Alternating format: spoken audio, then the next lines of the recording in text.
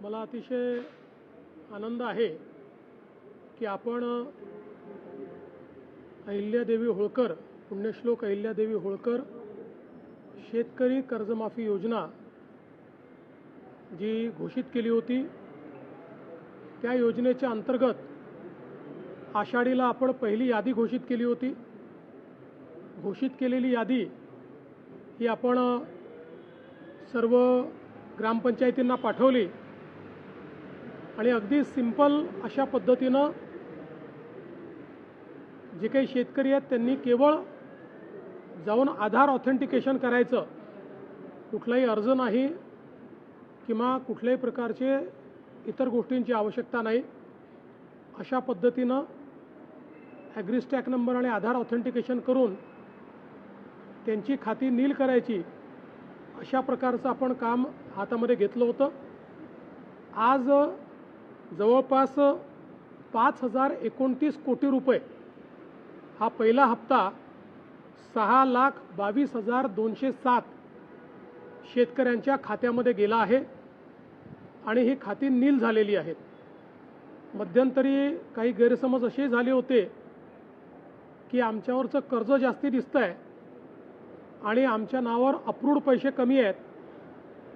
त्याचं कारण जे काही NPAवर लावलेलं व्याज होतं, त्या व्याजामुळे ते जास्त दिसत होतं। बँकांनी ते व्याज रद्द केल्यामुळे आता अकाउंटमधले पैसे आणि शासनाने त्यांच्या अकाउंटला भरलेले पैसे, म्हणजे कर्जाचे पैसे अकाउंटमधले आणि शासनाने भरलेले पैसे हे सारखे असल्यामुळे ही अकाउंट नील झालेली आहेत। आता रोज मोठ्या प्रमाणात ही अकाउंट्स येत आहेत। अशी व्यवस्था केलेली आहे की जसे जसे अकाउंट्स येतील, ऑथेंटिकेट होतील, तसं तसं त्या खात्यांमध्ये पैसे जातील। अजूनही म्हणजे जवळपास हे 18-19 लाख अकाउंट जे आहेत याची प्रोसेस चालली आहे। 12 लाख अकाउंट जे आहेत हे बँकांना परत पाठवलेले आहेत, कारण बँकांनी त्यात चुका केलेल्या आहेत। बँकांनी हे सांगितलं आहे की साधारणपणे आठवड्याभरामध्ये तेही अकाउंट सुधारून आम्ही परत करू। त्यामुळे मला असं वाटतं की आता हे जे काही सगळे अकाउंट्स आहेत हे सगळे क्लिअर होऊन आणि त्याच्यामध्ये पैसे टाकण्याची सुरुवात झालेली आहे। पुढच्या काळामध्ये सगळे जेवढे अकाउंट्स ऑथेंटिकेट होतील त्या सगळ्या अकाउंट्समध्ये पैसे टाकून आपल्या शेतकऱ्यांना कर्जमाफीचा पूर्ण जो काही बेनिफिट आहे हे आपण त्या ठिकाणी देणार आहोत। आता रोज जसे जसे अकाउंट येतील तसे तसे पैसे भरले जातील। सुरुवातीच्या पहिल्या टप्प्याला याकरता वेळ लागला की आपण हे ठरवलं होतं की याद्या ग्रामपंचायतपर्यंत जातील, त्या ठिकाणी याद्यांचं वाचन होईल, लोकांना हे समजलं पाहिजे आणि मग लोकांनी फक्त आपलं आधार ऑथेंटिकेशन करायचं आहे। ते आता खूप जोरात चाललेलं आहे। शेतकरी मोठ्या प्रमाणात ते करतात। ते झाल्याबरोबर आमच्याकडे जसं अकाउंट येतो तसं आम्ही पैसे भरणं सुरू करतो। बघा, 1 महिन्याभरात झालं पाहिजे, पण त्यात आपला जुना जो साधारणपणे अनुभव आहे त्याच्यामध्ये 80% काम एका महिन्यात होतं। 20% कामाला वेळ लागतो, कारण त्यात काही ना काही अडचणी, इतका लाखो शेतकऱ्यांचा जो रेकॉर्ड असतो, कुठे शेतकऱ्याची अडचण असते, कुठे बँकेची अडचण असते। काही ठिकाणी आता अशाही केसेस आहेत की वडिलांच्या नावाने कर्ज आहे, वडील गेले आहेत, मग ते म्युटेशन करून ते कर्ज त्या ठिकाणी आपल्याला रद्द करायचं आहे। अशा कागदपत्राच्या पूर्तता चालत असतात, पण 80% काम मात्र वेळेत होतं।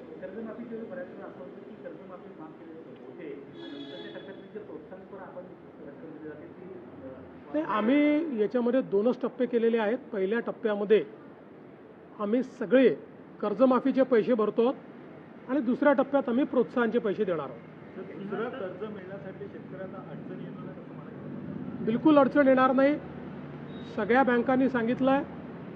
काही अशाही पद्धतीनं अफवा पसरवल्या जात आहेत की OTS झाला आहे त्यामुळे सिबिल तुम्हाला लागेल, असं कुठेही नाही।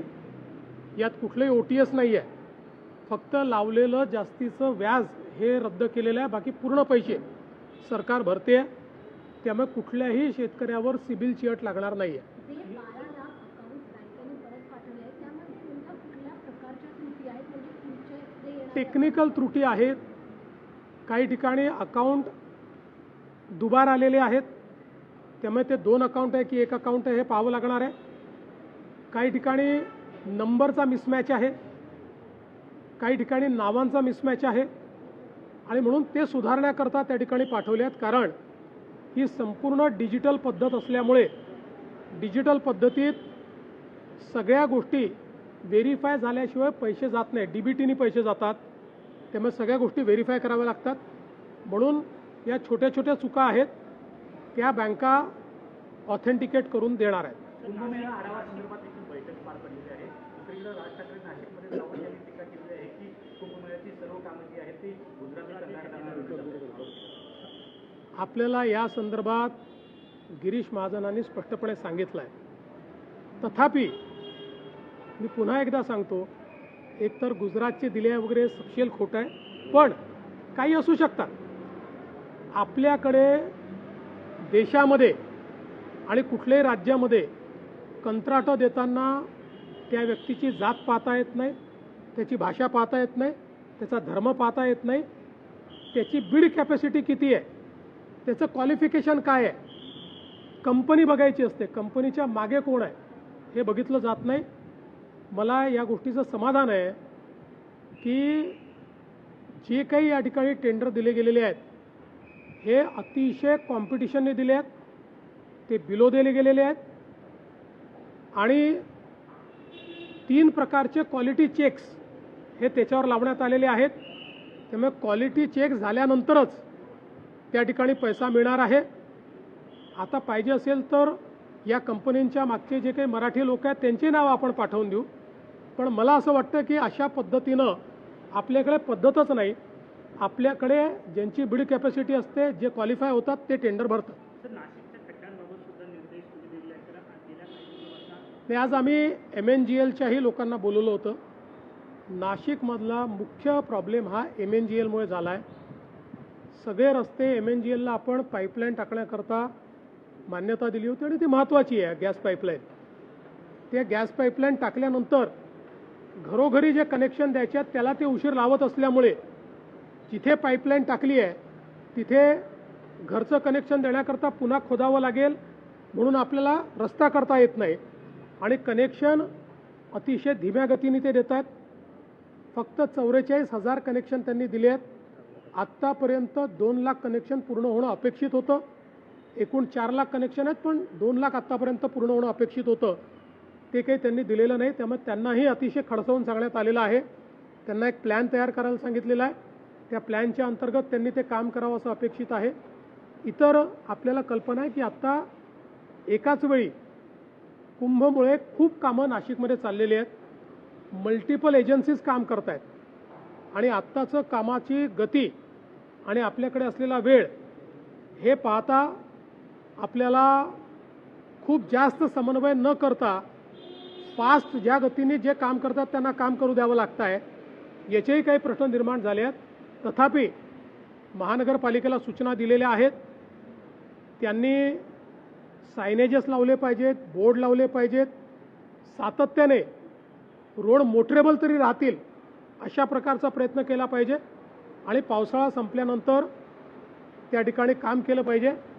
आपल्या माहितीकरता एक मात्र निश्चितपणे सांगतो की विशेषतः जवळपास युद्धामुळे 3 महिने डांबराचं प्रोडक्शन हे बंद होतं, डांबर उपलब्ध नव्हतं. आता मी विशेष पत्र केंद्र सरकारच्या सगळ्या कंपन्यांना दिलं आहे आणि कुंभमेळ्याकरता डांबर राखून ठेवावं त्याची क्वांटिटी पण आपण दिली आहे. आम्ही ॲडव्हान्स पैसे आपल्याला द्यायला तयार आहोत. आमच्याकरता ते राखून ठेवावं अशा पद्धतीची विनंती त्यांना केली आहे. त्यासोबत कोणतीही प्रमाणपत्र मिळत नसल्यावर आता मनोज जरंगे यांनी पुन्हा आंदोलनाचा इशारा दिला आहे. त्यासोबत काही मंत्र्यांना आणि यांना पण टार्गेट केलेलं पाहायला. मला असं वाटतं काल याचं अतिशय सविस्तर उत्तर मी दिलेलं आहे.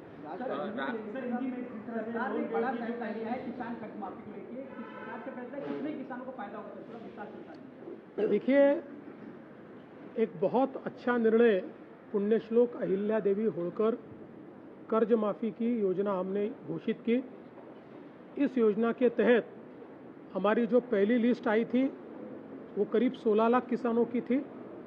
उस लिस्ट को हमने फील्ड में भेजा, उसमें आधार ऑथेंटिकेशन किया और जिनका आधार ऑथेंटिकेशन हुआ, ऐसी पहली लिस्ट करीब 6,22,000 किसानों की, उनके खातों में 5,000 करोड़ से ज़्यादा पैसा आज हमने जमा किया है। और कल से जैसे जैसे आधार ऑथेंटिकेशन होते जाएगा वैसे वैसे किसानों के खातों में पैसा जाएगा। सभी किसानों को कर्ज माफ़ी का फ़ायदा मिले, इस प्रकार का हमारा प्रयास है। देखिए, कितने किस्तों में नहीं, जैसा जैसा हमारे पास ऑथेंटिकेशन होगा, हमारी तैयारी पूरी है। एक दिन में डेटा आया तो हम एक दिन में पैसा देंगे, लेकिन उसमें हर किसान को आधार ऑथेंटिकेशन करना पड़ता है। उतना ही काम उसका है, वो जैसे करता है हमारे पास ऑटोमेटिक वो आ जाता है और हम उसमें पैसा भरते हैं। राज्य सरकार ने बड़ा फैसला लिया है सर कि लगभग 114 ऐसे जो डॉक्यूमेंट मैगजीन की बात करें या कई प्रोफाइल है जो हमने प्रतिबंध लगाया, आखिरकार क्या जानकारी सामने आई थी, कितने हमने कार्रवाई की? देखिए, ऐसा है कि नेट के ऊपर, डार्क नेट के ऊपर या कुछ अलग अलग प्रकार के पब्लिकेशंस के माध्यम से कुछ इस प्रकार के की किताबें, कि जिन किताबों में बड़े पैमाने पर रेडिकलाइजेशन करना, बॉम्ब कैसे तैयार करे, हमला कैसे करे, इस प्रकार की कई चीज़ें उनमें दिखाई दे रही थी। और हम लोग जानते हैं कि चूँकि एक्सप्रेसली इनको बैन करने के लिए हमारे पास इससे पहले कानून नहीं था, लेकिन अब हमारा नया कानून जो मंजूर हुआ है उसमें उसको बैन किया जा सकता है। तो मुझे लगता है कि बिल्कुल अच्छी कार्रवाई हुई है।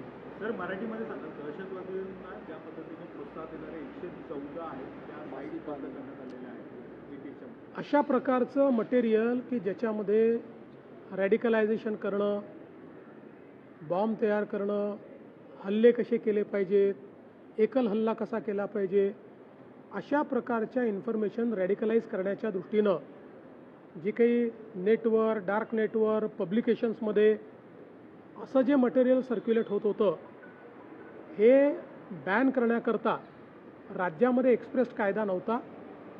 परंतु आता आपण जो जनसुरक्षा कायदा तयार केला, त्या कायद्यामध्ये अशा प्रकारचं मटेरियल बॅन करून त्याचं सर्क्युलेशन करणाऱ्यांवर आपल्याला कारवाई करता येते।